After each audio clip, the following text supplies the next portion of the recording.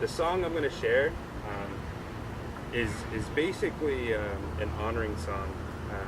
It's one of the very first songs that was ever created within the powwow circle, and they call it the drum song. Now, the drum song is to honor the drum for actually being here, but to honor your guys' event. Is this a new playground? Yes. And the painting that our good friend Lauren had made as well. So, yeah, here it is.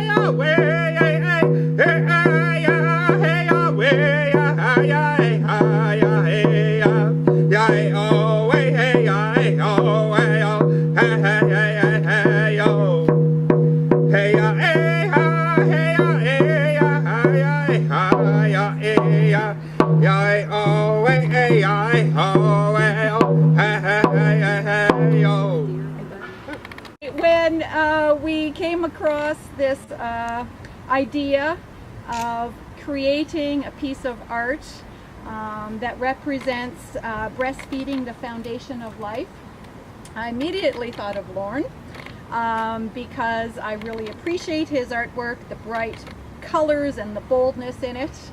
And I also know Lorne has a daughter, Alicia, who works as a midwife, and it was important for us at Maggie's Place to recognize that, but also to bring a man's perspective as a father and as a grandfather, because we're pretty feminine around here.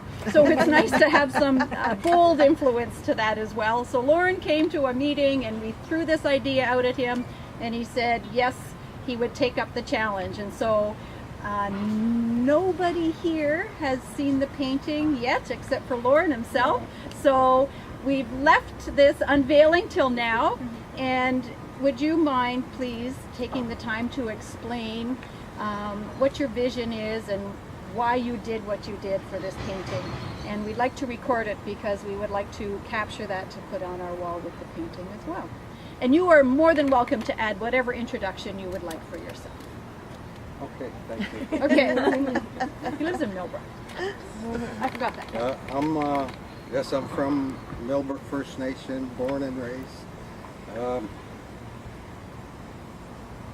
I've never shared this publicly before, but I remember the very first time my oldest child, Alicia, was born. Well, I'll share a little bit. When I found out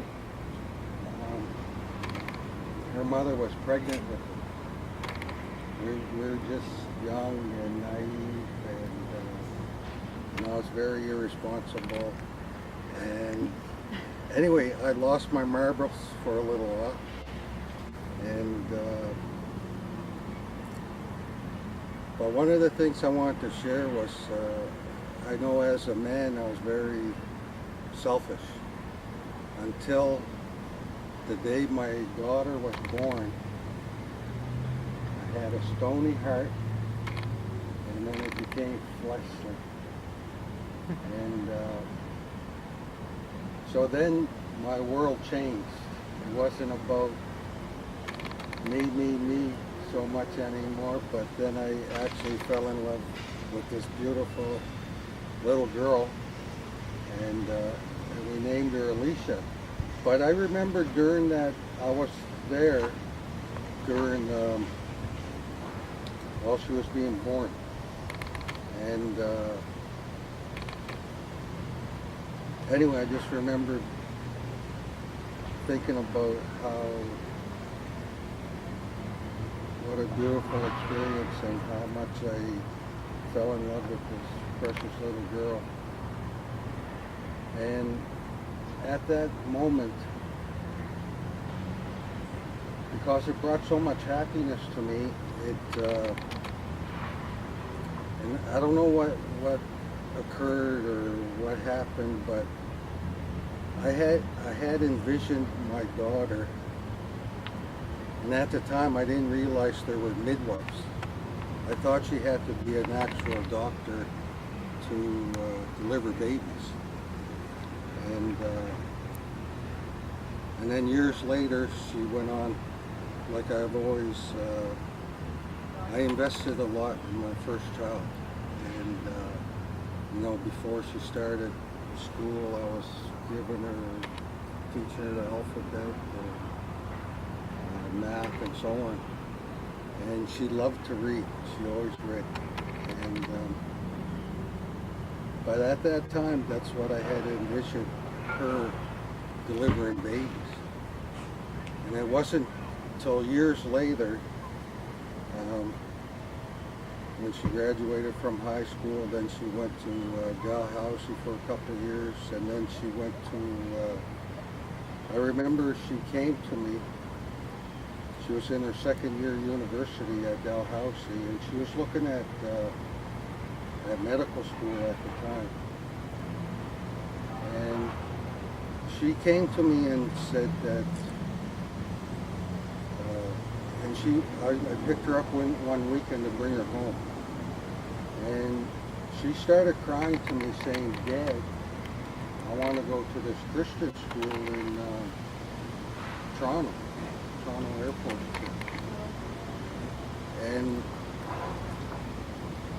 And I was thinking to myself at the time, you can't make any money saving souls. But I didn't say nothing. I just said, okay, I'll support you. And I thought, okay, you do your year at this Christian school, and then you go back to university and continue. So anyway, during that year, my daughter was like feeding me little bits of information, and I think it was during that year while she was in university, or this Christian school in Toronto, that it was around that time that I said, I want to give this Jesus guy a try.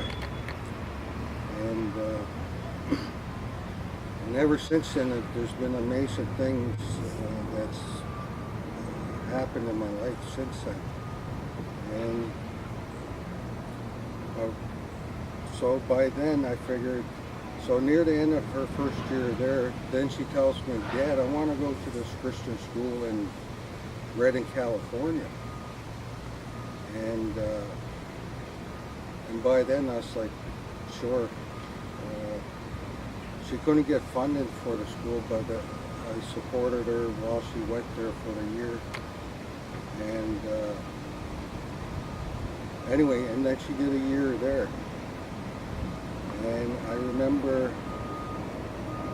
during her graduation, she asked me, she said, Dad, I want you to come to the graduation, and I would like you to bring my younger sister and my younger brother to the graduation.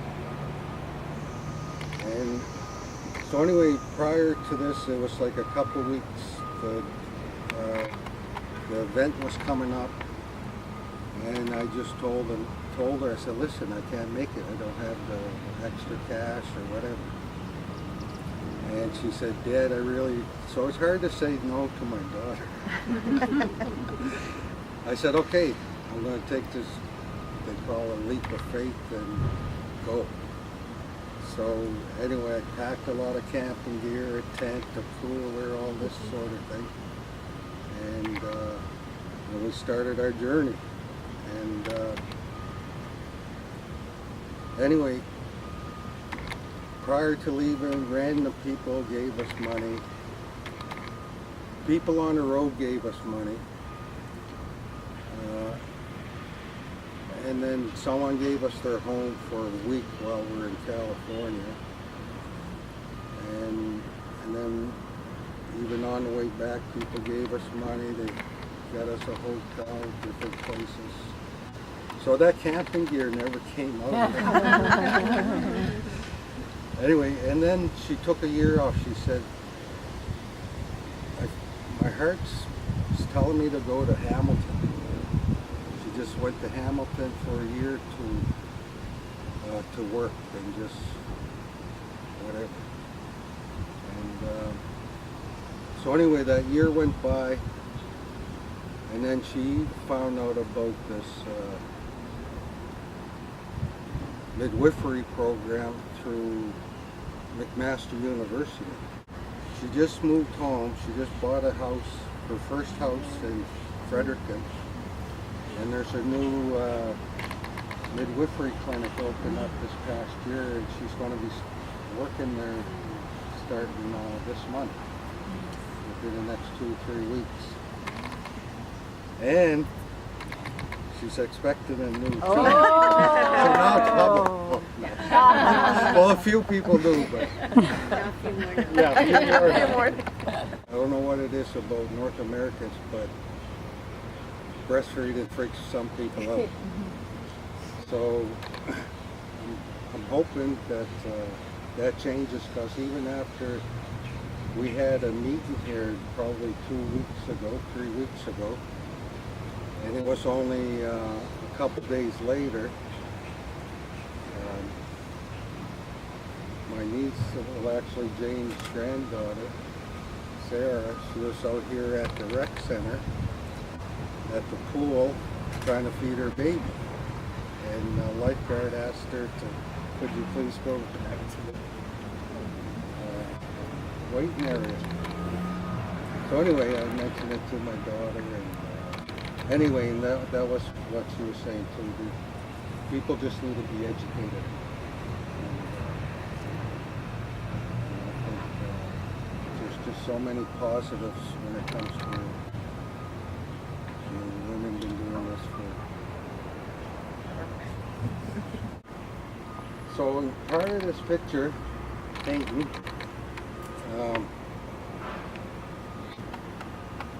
within First Nations culture, we have a lot of respect for nature and life, and I incorporate the eagles a lot in my work. And so I have a couple of eagles within my painting, but I also have a mother and a child. And anyway, enough talking. I want to share this with you.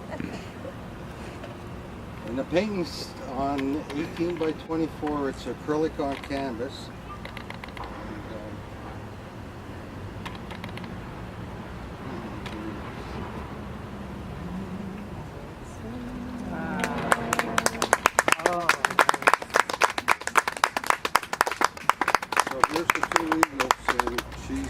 Protected within this circle.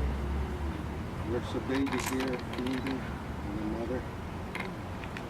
This is August the 1st, which is the first day of World Breastfeeding Week, which is the significance of why we're here today as opposed to tomorrow or yesterday. And the second painting is going to get unveiled at the second Breastfeeding Week.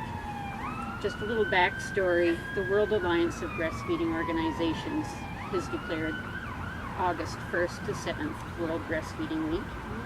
The first week of August is not a great time for organizing events in Canada, so most Canadian organizations celebrate World Breastfeeding Week first week of October, after the 9th month. So many World Breastfeeding Weeks or National Breastfeeding Week or Canada's Breastfeeding Week is actually October the 1st through the 7th. So there will be more Breastfeeding Week events. In fact, most breastfeeding events will be in October, and so that's when you'll get to see painting too.